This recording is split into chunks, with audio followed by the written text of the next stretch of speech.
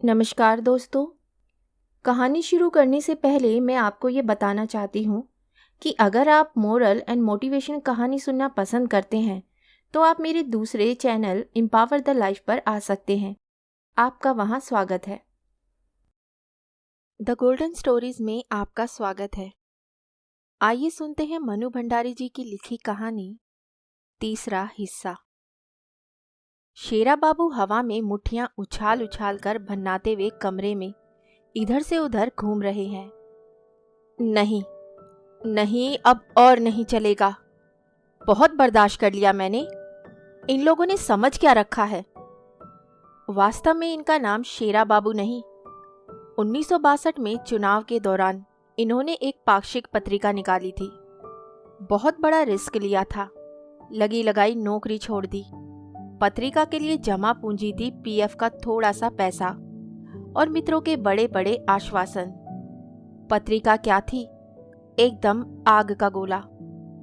ऐसे बेलाग और दहाड़ते हुए संपादकीय लिखे कि दोस्तों और पाठकों ने पीठ थपथपाकर दाद दी, वाह रे शेर। और बस तब से ही वे शेरा बाबू हो गए। पर पैसे के अभाव में शेरा बाबू की सारी गर्जना तर्जना और दहाड़ भी पत्रिका को 12 अंकों से ज्यादा जिंदा नहीं रख पाई। बंद हो गई। परिणाम ढेर सा कर्ज, मित्रों का द्वेष, पूरे अस्तित्व के टुकड़े टुकड़े, बीवी की जीभ में छुरी कैंचियों की पैदाइश। बोलती है तो शेरा बाबू को लहूलुहान करके छोड़ती है। 11 बज रहे हैं, अभी तक साहबजादे का पता नहीं है। आने दो, आज साफ साफ ही कह दूंगा। घर को तो होटल समझ रखा है नालायक ने। सवेरे जो कुछ मिला पेट में ठूसा और निकल गए मटर गश्ती को। सारे दिन आवारागर्दी करना, रात को देर सवेर जब भी मन हुआ आ गए, टांग फैलाकर सोने के लिए। और वे माँ है, 9 बजे से ही भैंस जैसी पसरी पड़ी है। इन्हें चिंता ही नहीं कि सपूत साहब कहाँ कबड्डी खेल रहे हैं। गुस्सा शेरा बाबू के मन में लावे की तरह खोल रहा है। ठीक है, सारी कोशिशों के बावजूद पत्रिका वे फिर से नहीं निकाल पा रहे हैं। पर इसका यह मतलब तो नहीं कि शेरा बाबू लेवल के नीचे एकदम गिदड़ी जिंदगी जिए। कोई गिनता ही नहीं उनको घर में, जैसे वे मिट्टी का लौंदा हो। घूम घूम कर उन्होंने उन सारे वाक्यों को कई बार दोहरा लिया जिनकी बौछार करके आज वे अपने बेटे को पस्त करेंगे। एक बार तो उन्होंने जोर से बोल बोल कर भी देख लिया। नहीं, आवाज में कड़क है। आखिर जाएगी कहाँ? इस आवाज के सामने न उसकी टांगे थरथरा जाएं तो। और शाणांश को उनकी आंखों के आगे वह दृश्य कौंध गया जब भरी सभा में उन्होंने नेहरू सरकार की धज्जियां बिखेर कर रख दी थी। क्या बुलंदी थी आवाज में। अपने को ही भाषण देते देखकर एक हल्की सी मुग्ध मुस्कान उसके होठों पर थिरक गई। कितना लंबा अरसा बीत गया, पूरे 15 साल। उसके बाद से तो बस गुस्सा, नफरत, हिकारत, धिक्कार, सब कुछ मन में ही खदबदाता रहता है। दरवाजे पर साइकिल की खड़खड़ाहट सुनकर ही वह चौकस हुए। आ गया लगता है। वे तनकर दरवाजे पर आ खड़े हुए। उनकी मुद्रा देखकर ही वे अपने को संभाल ले और थोड़ा सहम जाए तो अच्छा है। पर अंधेरे की वजह से या तो लड़के ने उन्हें देखा ही नहीं, या फिर देखने के बाद भी उसके हाव भाव और तेवर का उस पर कोई असर नहीं हुआ। निहायत लापरवाही से उसने स्टैंड नीचे गिराया और साइकिल खड़ी करके सीटी बजाते हुए, सुधीर। अपने हिसाब से उन्होंने आवाज को काफी कड़क बनाकर ही कहा, पर उधर से मौन। जानते हो कितने बजे हैं? 11। झिझक और संकोच का लेश नहीं, एक एक अक्षर पर जोर, और आवाज में शेरा बाबू से भी कहीं ज्यादा कड़क। हो गई शेरा बाबू की तो ऐसी की तैसी। इतनी बार की दोहराई बातें भीतर ही भीतर गड़मड़ होने लगी और जीभ तो जैसे लटपटाने लगी। फिर भी उन्होंने अपने को समेटा और पूरी हिम्मत के साथ प्रश्न दागा, यह टाइम है घर लौटने का? टाइम? अरे घर लौटने के टाइम का नियत तो इमरजेंसी के दौरान भी नहीं बना था। जाइए, जाकर सो जाइए। और सारी बात से बेअसर वह कमरे में दाखिल हो गया। लड़के के पैर तो नहीं थरथराए, पर गुस्से और आवेश से शेरा बाबू के पैर लड़खड़ाने लगे। नालायक, बदतमीज, हरामी। मन में एक के बाद एक गालियां उभरने लगी, पर आवाज तो जैसे कुंद ही हो गई। मैं इस साले का बाप हूं, लानत है मुझ पर। और उसके सामने अपने बाप की तस्वीर घूम गई। लंबा चौड़ा कद्दावर जिस्म, ऐंठी हुई मूछें। जब बोलते थे तो आदमी तो क्या, घर की दीवारें भी थरथराने लगती थी। मजाल है जो उलटकर कोई जवाब दे दे। उनके मुंह से निकली हुई बात अंतिम बात, न उसके इधर कुछ हो सकता है न उधर। घर का नियम ही बन गया था। शाम को जैसे ही वे घर आते तो सबकी जबानें अपने आप कटकर उनकी जेब के हवाले हो जाती। बस अब केवल सुनो। सवेरे काम पर जाते तो सबकी जबानें वापस लगा दी जाती। अब कुछ देर बोल लो। कई बार बड़ी घुटन होती थी। हुआ करे, पर एक शब्द तक बोलने की जरूरत नहीं कर सकता था कोई। एक साला मैं हूं, बाप होकर भी आप कुछ कह नहीं सकते। एक कहिए 10 सुनिए। बस खुलकर कहने का मौका तो उन्हें तब मिला था जब उन्होंने पत्रिका निकाली थी। जहां कुछ अनुचित देखा, गलत सुना, धज्जियां बिखेर कर रख दी। न किसी का डर न खौफ। पत्रिका का ख्याल आते ही वे घर की 4 दीवारी से मुक्त होकर जैसे आसमान में तैरने लगे, व्यापक, विस्तृत। छी, कितनी छोटी बात पर वे दुखी हो रहे हैं। बात अकेले सुधीर की तो नहीं है। आज हर तीसरे घर में एक सुधीर मौजूद है, निष्क्रिय, आवारा और भटका हुआ। कितनी बड़ी समस्या है, और वे सुधीर को लेकर बिलबिला रहे हैं। एकाएक दिमाग में कौंधा। कितने मौजू विषय हैं, मौजू और महत्वपूर्ण। एक पूरा विशेषांक निकाला जा सकता है। और देखते ही देखते उनकी आंखों के सामने बड़े बड़े अक्षरों में लिखा। दिग्भ्रमित युवा पीढ़ी कौंध गया। बेटे के व्यवहार से निर्जीव हो आए शरीर में दिपदिपाते इस शीर्षक ने बिजली की सी फुर्ती भर दी। लपक कर उठे और अपनी अलमारी खोली। पत्रिका के 12 अंकों को जिल्द में बंधवाकर कोई 20 प्रतियां उन्होंने बड़े करीने से सजा रखी हैं। एक क्षण वे उन्हें देखते रहे, फिर बड़ी ममता से उन पर हाथ फेरा, सहलाया। इस स्पर्श से ही थोड़ी देर पहले के सारे तनाव ढीले हो गए। एक नया आत्मविश्वास जागा। नीचे के खाने से एक मोटी सी फाइल निकालकर वे कुर्सी पर आ गई। एक पाक्षिक पत्रिका निकालने की पूरी योजना मैं बजट की नत्थी की हुई है। कितनी मेहनत से यह योजना उन्होंने तैयार की है। 10 साल पहले बजट 45,000 का था, आज 1 लाख हो गया। उसके बाद टाइप की हुई एक लंबी सूची है उन सब नामों की जिन्होंने कभी आश्वासन दिया था कि पत्रिका निकालने पर वे विज्ञापन देंगे। फिर कुछ विशेषांकों की विस्तृत योजना। बड़ी अजीबोगरीब स्थितियों में इन विशेषांकों की योजना शेरा बाबू के दिमाग में आई थी। योजना कभी भी बनाई हो, कैसी भी स्थिति में बनाई हो, पर ये विषय कभी पुराने नहीं पड़ेंगे। पहला विशेषांक था देश का नया जन्म, भ्रष्ट नौकरशाही का अंत। बड़े बड़े अक्षरों में लिखा था। 3 साल हो गए हैं, पर आज भी सारी बात इस तरह मन में खुदी हुई है जैसे कल ही घटी हो। कितना अपमान किया गया था उस दिन। साले मल्होत्रा ने, और वह भी मिस दास के सामने। बिना एक भी शब्द बोले, भीतर ही भीतर 100 जख्मों का दर्द लिए कैसे वे घिसटते हुए अपनी कुर्सी तक आए थे। हरामी कहीं का, सारे दिन मिस दास की साड़ी में घुसा रहता है। बीवी तो बना नहीं सकता। अपनी उस 12 मन की धोबन के रहते असिस्टेंट मैनेजर बनाकर बिठा लिया अपनी गोद में। एक वो मिस दास हैं, पूछो भला, क्या तुम्हारा अनुभव, क्या तुम्हारी लियाकत डेबिट क्रेडिट का मतलब तक तो आता नहीं तुमको? अकाउंट डिपार्टमेंट की मैनेजरी करने आई है, पर करना क्या है लियाकत का? ऊंचे ओहदों पर पहुंचने के लिए दो ही लियाकत होनी चाहिए, औरत में बड़े बाप की बेटी या अफसर संग लेटी। और फोहस गालियों का फवारा छूट पड़ा। सारे भ्रष्ट अफसरों के नाम, उनकी रखेलों के नाम, एक से एक वजनदार गाली। पर आखिरी गाली शेरा बाबू ने अपने ही नाम दागी। लानत है इस जबान पर, लेकिन क्या करूं। इन घिनौने और जलील लोगों की बात सोचते ही उनकी अपनी जबान कैसी जलालत में लिपट जाती है। थू थू थू।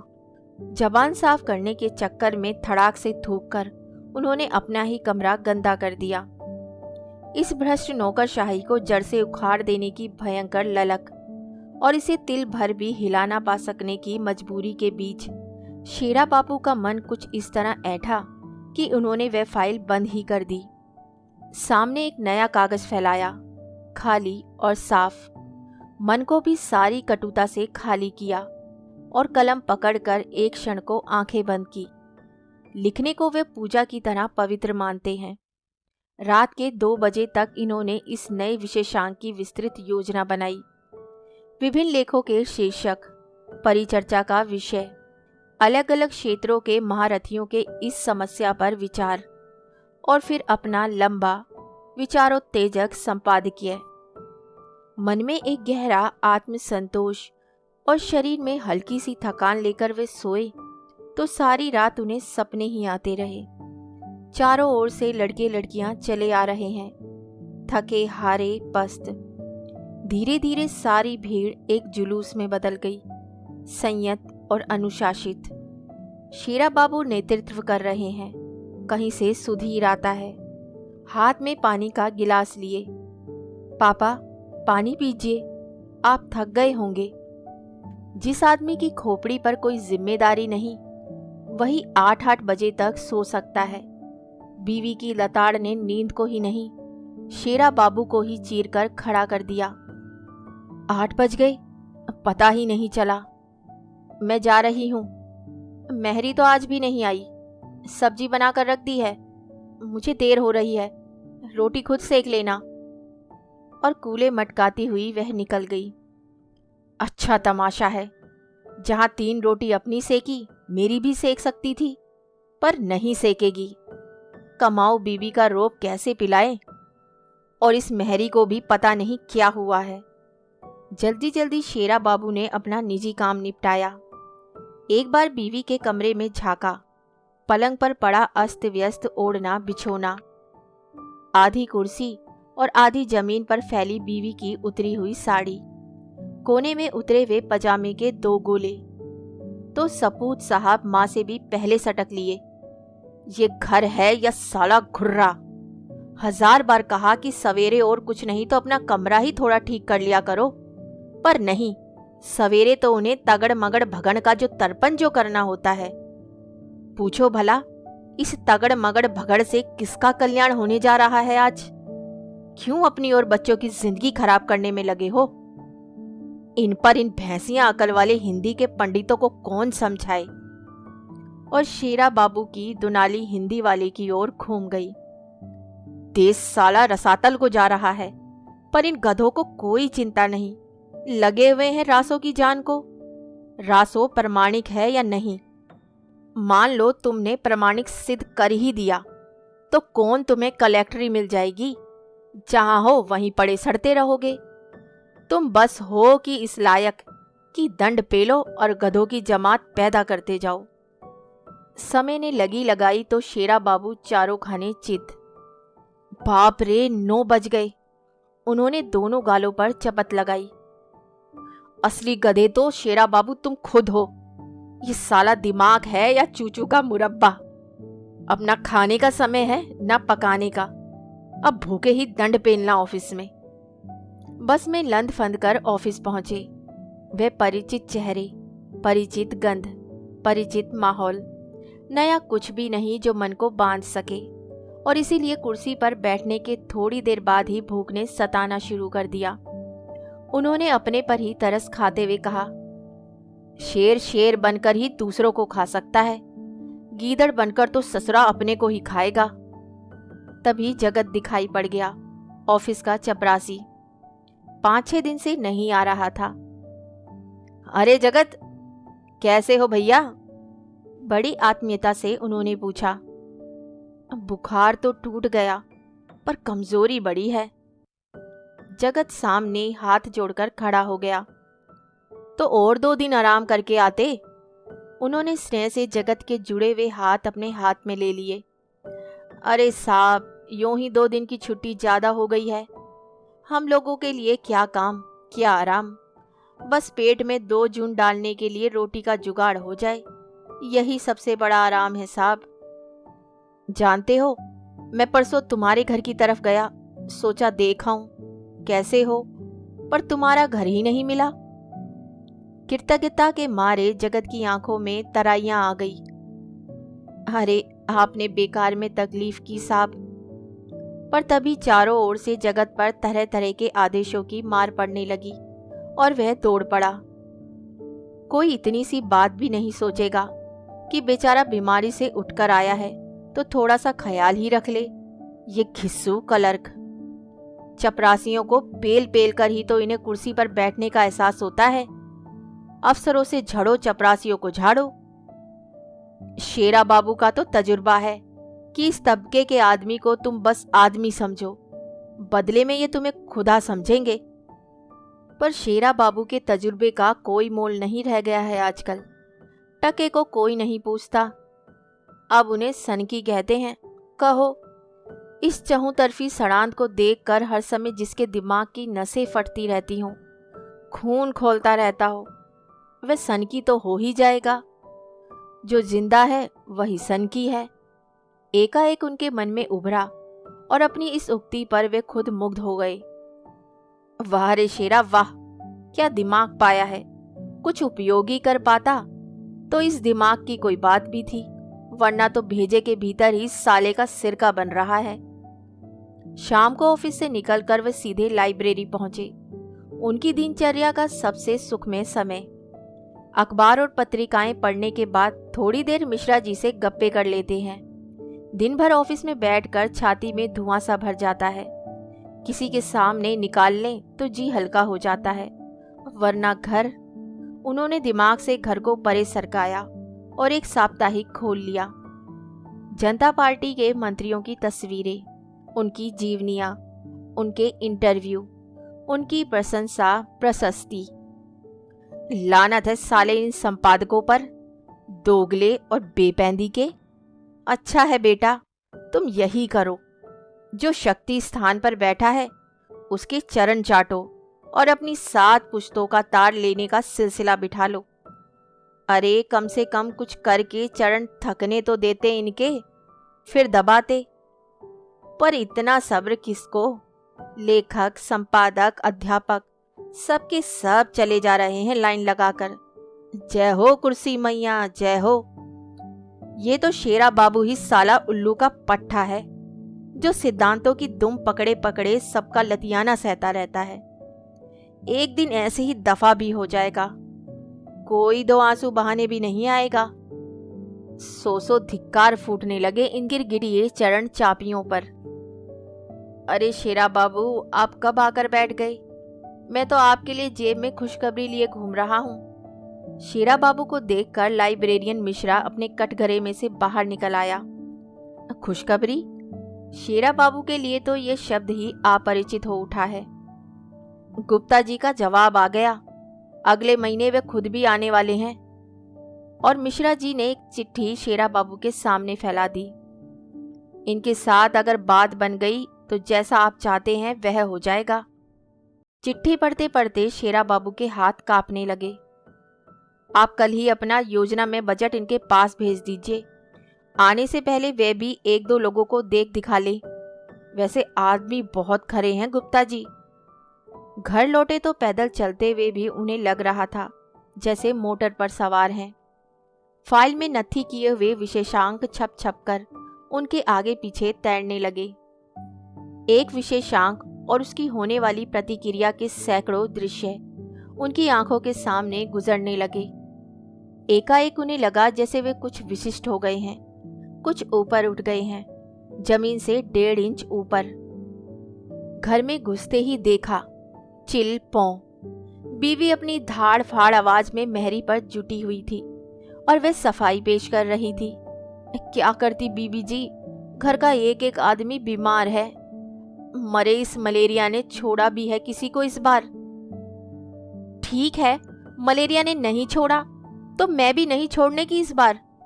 8 नागा हुई है, इस महीने तनख्वाह कटेगी, यहां भी कोई मुफ्त का नहीं। क्या कोहराम मचा रखा है घर में। 1.5 इंच ऊपर से ही शेरा बाबू ललकारे। बीवी ने बड़ी पैनी नजरों से शेरा बाबू के इस तेवर को देखा। ठीक तो है, बीमारी तो किसी के बस की नहीं, इसके लिए पैसा काटना कोई इंसानियत है। है 400 तसल्ली पाने वाले आदमी पहले खुद तो इंसान बनकर दिखा दे, इंसानियत की बातें करेंगे। सटाक से छुरी चली और शेरा बाबू टुकड़े टुकड़े होकर धड़ाम से जमीन पर। यहां काम करते करते हड्डियां चटक गई और ये ऑफिस के बाद मटर गश्ती करके आए हैं इंसानियत का पाठ पढ़ाने, ऐसे निखट्टू।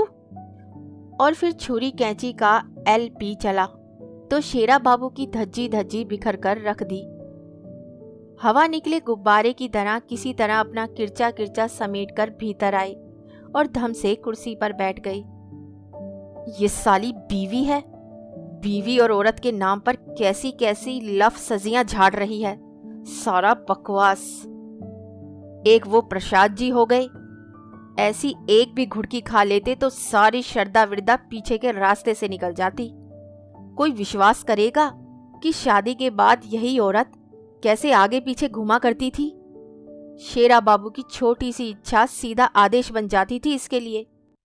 1 तारीख को 1000 रुपए पकड़ाते थे और वे 1000 जान से कुर्बान रहती थी उन पर। कर्जा ना चुका पाने के कारण जब कुर्की आई तो बिना चेहरे पर शिकन लाए अपना 10 तोले का सतलड़ा हार निकाल कर दे दिया था। हालांकि वे हार उसके पिताजी का ही दिया हुआ था, फिर भी शेरा बाबू तो एकदम बिक गए। यह तो बाद में मालूम पड़ा कि शेरा बाबू को खरीदने के लिए ही उसने यह हार दिया था। उसके बाद शेरा बाबू बीवी के जर खरीद गुलाम। सचमुच अपने व्यक्तित्व के एक हिस्से पर उन्होंने सोल्ड की चिप्पी लगाई और बीवी के हाथों में सौंप दिया, ले घिस, छील, काट। वी तृष्णा का ज्वार कुछ ऐसे जोर से उमड़ा कि ऊपर से नीचे तक सराबोर। 2-3 डुबकियां लगाकर ऊपर आई, एकदम दार्शनिकी मुद्रा में। कुछ नहीं, सब बेकार, कोई किसी का नहीं, न बीवी न बच्चे, सब मन भरमाने के चोचले हैं। अभी कुछ देर पहले मिश्रा की बात से जिस उत्साह और उमंग के पंख लगाकर वे उड़ते हुए घर आए थे, वे भी झाड़ कर फेंक दिए। नहीं, कुछ नहीं होगा। पहले की अनेक बातों की तरह ये बात भी फिस होकर रह जाएगी। जब जब कहीं से जरा सी बात का सुराग भी मिला है, किसी ने कोई आश्वासन नहीं दिया। उन्होंने जमीन आसमान एक कर दिया है, महीनों भाग दौड़ की है कि बात बन जाए। हफ्तों सपने देखे हैं कि बात जमने पर वे क्या क्या करेंगे, पर हुआ कुछ आज तक नहीं।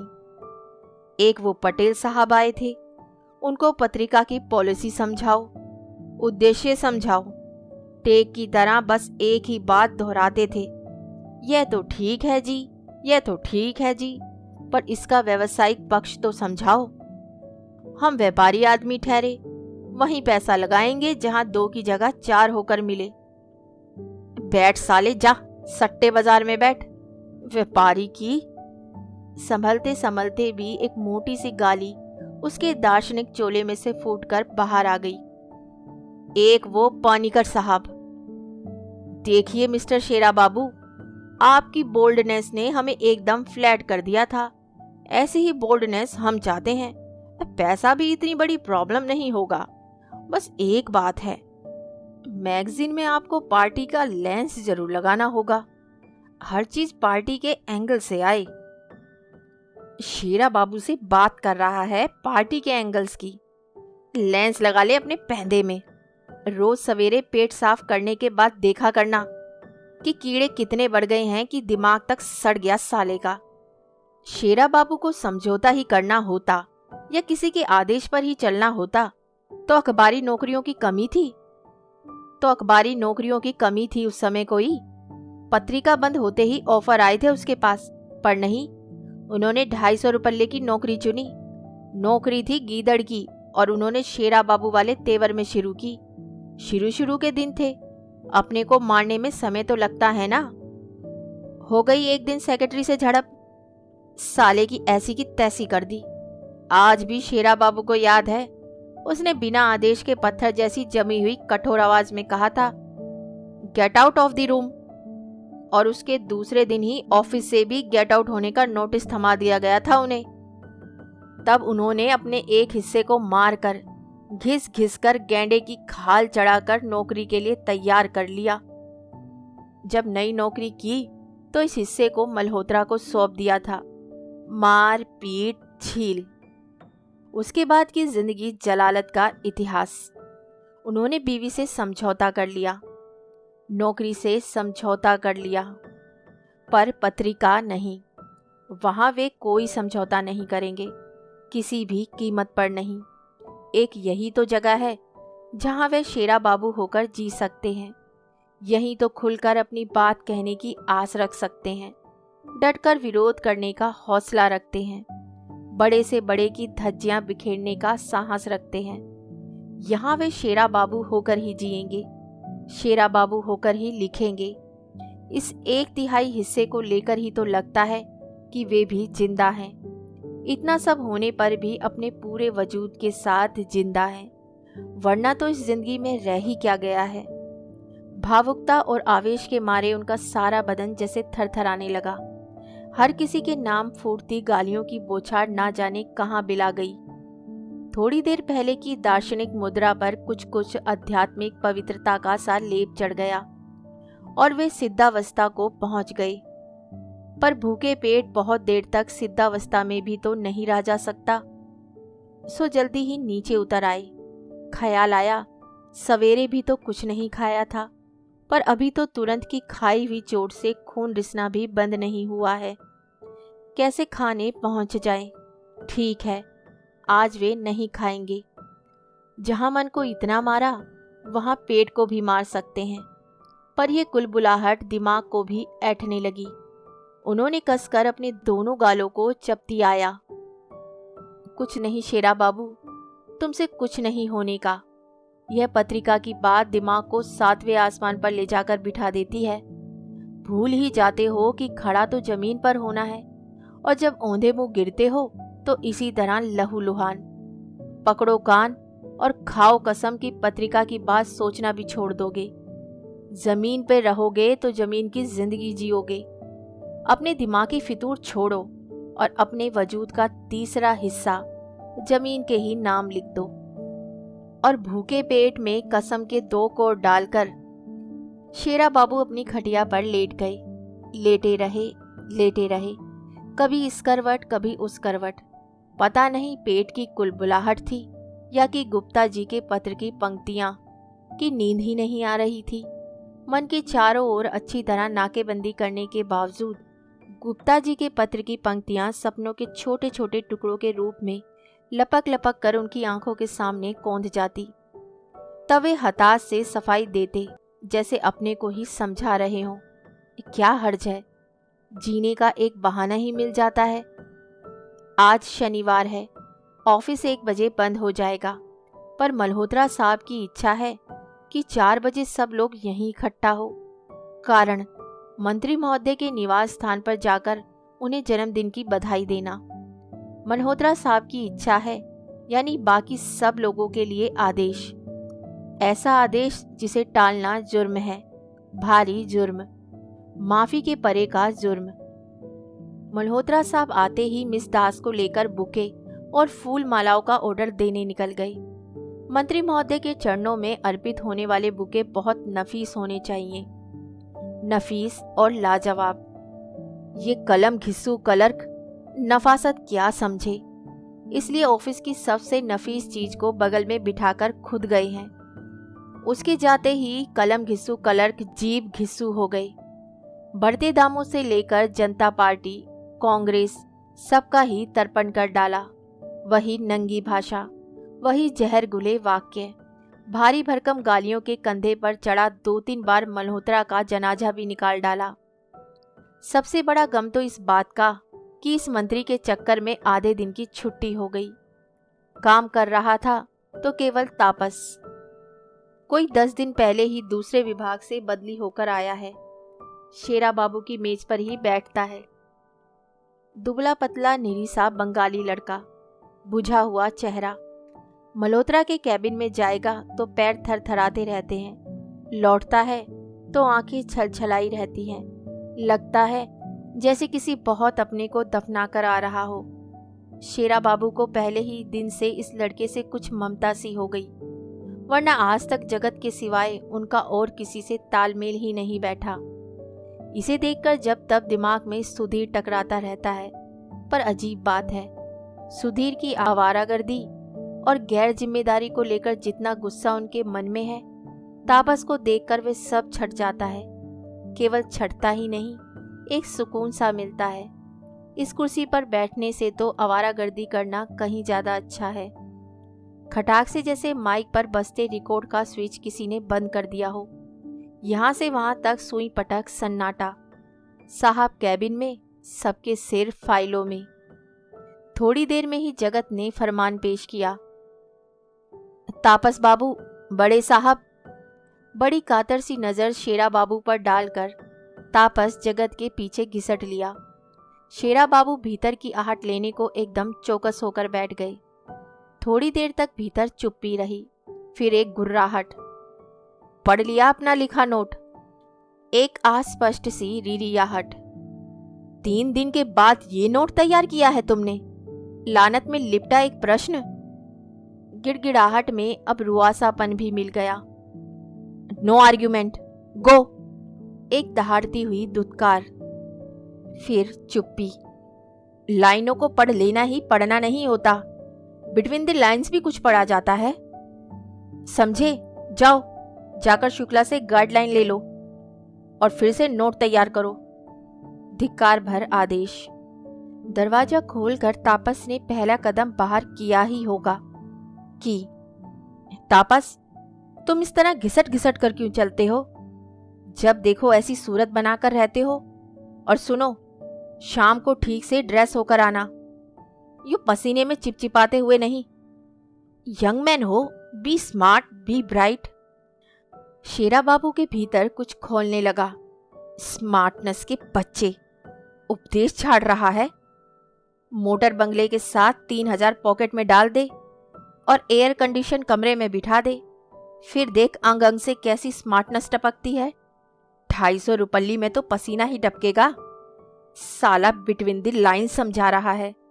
सीधे से क्यों नहीं कहता कि निगाह मारकर हलक के नीचे उतार गया है नोटों का बंडल? ठीक है, कौन हमारे बाप की जेब से कुछ जाता है, करो लीपा पोती, पर उस गरीब को क्यों धुनक दिया नाहक ही? तापक घिसटता हुआ आकर धीरे से बैठ गया। वही पनियाली आंखें। लगा अब रोया तब रोया। शेरा बाबू, हमने बहुत ध्यान से सारा फाइल स्टडी किया था, बहुत मेहनत कर कर नोट तैयार किया था, आपको भी तो दिखाया था। शेरा बाबू ने दिलासा देते हुए कंधा थपथपाया। अरे कोई बात नहीं, तुम शुक्ला के पास चले जाओ, वह गाइडलाइन नहीं, लिखा लिखाया नोट ही तुम्हें दे देगा। बस लाकर टाइप करो और लगा दो। तापस उठा तो मन ही मन उभरा। शुक्ला साला, मल्होत्रा की मिंगनी। विकारत से उन्होंने वेस्ट पेपर बास्केट में ही थूक दिया। 1 बजे ऑफिस से निकल शेरा बाबू लाइब्रेरी चले आए। घर आना जाना यानी 2 घंटे की बर्बादी। यूं भी कोई तुक नहीं था घर जाने का। मिश्रा देखते ही चिल्लाया, अरे शेरा बाबू, 2 दिन से आप आए नहीं, मैं तो आपके घर आने वाला था। शेरा बाबू सीधा मिश्रा के कटघरे में ही घुस गए। गुप्ता जी की चिट्ठी आई? गुप्ता जी की चिट्ठी नहीं, बस समझ लीजिए पत्रिका शुरू करने का आदेश। आपके भेजे हुए प्रोजेक्ट को उन्होंने एकदम पास कर दिया। अगले सप्ताह वे खुद आ रहे हैं सारी बात को अंतिम रूप देने के लिए। पत्र पढ़कर शेरा बाबू के रोम रोम में जैसे भूचाल सा उठ पड़ा। समझ ही नहीं पा रहे थे कि इस आवेग को कैसे संभाले। मिश्रा पर ही एक के बाद एक प्रश्नों की बौछार कर दी। काम में डूबा मिश्रा इस बिन बादल की बौछार से हड़बड़ा उठा। कन्नी काटते हुए बोला, गुप्ता जी आए तब सब बात हो ही जाएगी। इस समय में जरा इन किताबों को दर्ज कर लूं। हाँ हाँ ठीक तो है। अपने आवेग को अपने में ही समेटते हुए बाहर निकल आए। बाहर लॉन में पेड़ के नीचे पड़ी बेंच पर लेट गए। उन्हें लगा इस समय शायद शरीर की निष्क्रियता से ही मन की सक्रियता को झेला जा सकता है। गुप्ता जी को योजना भेजने के बाद उन्होंने दोनों हाथों से दबोचकर अपने भीतर के शेख चिल्ली को चित कर दिया था और खुद उस पर चढ़े बैठे थे। नहीं, वे बिल्कुल नहीं सोचेंगे पत्रिका की बात। पर इस समय लग रहा है कि वे खुद चारों खाने चित पड़े हैं और भीतर का शेख चिल्ली उन पर चढ़ बैठा है पूरे आवेग और आक्रोश के साथ। इस मल्होत्रा की तो मैं ऐसी की तैसी करके रख दूंगा।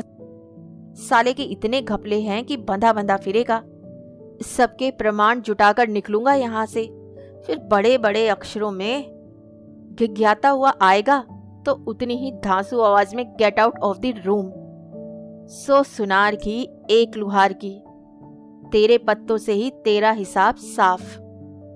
फिर तो पूरी रेलगाड़ी चल पड़ी। संपादक, नेता, मंत्री, भ्रष्टाचार, बढ़ती महंगाई, पिसती जनता, नई सरकार। और तब उन्होंने अपने पर अंकुश लगाया।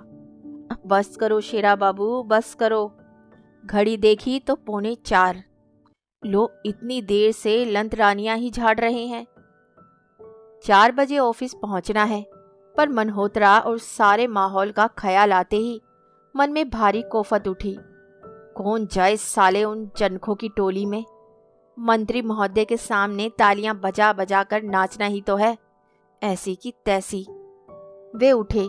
हिकारत के साथ उन्होंने अपने 2/3 हिस्से को बेंच पर ही छोड़ दिया और बड़ी एहतियात के साथ अपने 1/3 हिस्से को पुचकारा, सहलाया, समेटा और चल पड़े। इन 2/3 हिस्सों के चक्कर में कितना अजनबी हो उठा है उनका यह 1/3 हिस्सा। एक बार पत्रिका जम गई तो बीवी से नौकरी छुड़वा दूंगा। असल में पैसे और काम की मार ने ही उसका मिजाज खराब कर दिया है।